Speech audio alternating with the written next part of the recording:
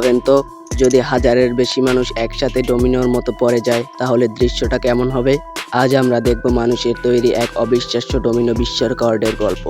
এই বিশ্ব রেকর্ডটি আয়োজন করা হয়েছিল বিশ্ববিখ্যাত সংস্থা গিনেস ওয়ার্ল্ড রেকর্ডের তত্ত্বাবধানে। লক্ষ্য ছিল মানুষের সমন্বয়, টাইমিং এবং দলগত শক্তি প্রদর্শন করা। এই বিশাল আয়োজনটি অনুষ্ঠিত হয় যুক্তরাষ্ট্রের মেরিল্যান্ড অঙ্গরাজ্যের বিখ্যাত conference venue Gaylord National Resort and Convention সেন্টারে। একটি বিশাল হলরুম, শত শত ম্যাট্রেস বা বিছানার গদি বলতে পারি, সারিবদ্ধভাবে সাজানো হয়েছিল। প্রত্যেক ম্যাট্রেসের সামনে দাঁড়িয়েছিল একজন অংশগ্রহণকারী। এই ম্যাট্রেসগুলো রাখা হয়েছিল নিরাপত্তার জন্য, যাতে পড়ে যাওয়ার সময় কেউ আঘাত না পায়।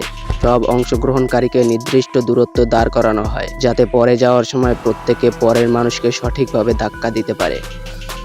সব প্রস্তুতি শেষ হওয়ার পর শুরু হয় কাউন্টডাউন।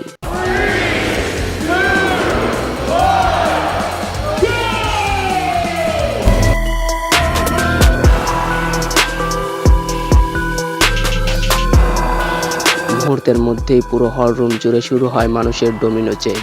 দেখতে মনে হচ্ছিল যেন এক বিশাল মানব তরঙ্গ ধীরে ধীরে পুরো জায়গা জুড়ে ছড়িয়ে পড়ছে।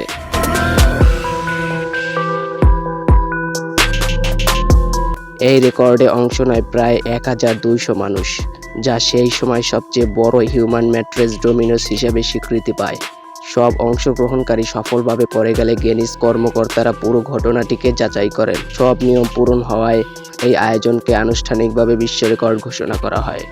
এই বিশ্ব রেকর্ড শুধু একটি বিনোদনমূলক আয়োজন নয়, এটি দেখিয়েছে একটি বড় লক্ষ্য অর্জনে সমন্বয়, ধৈর্য এবং দলগত কাজ কতটা গুরুত্বপূর্ণ।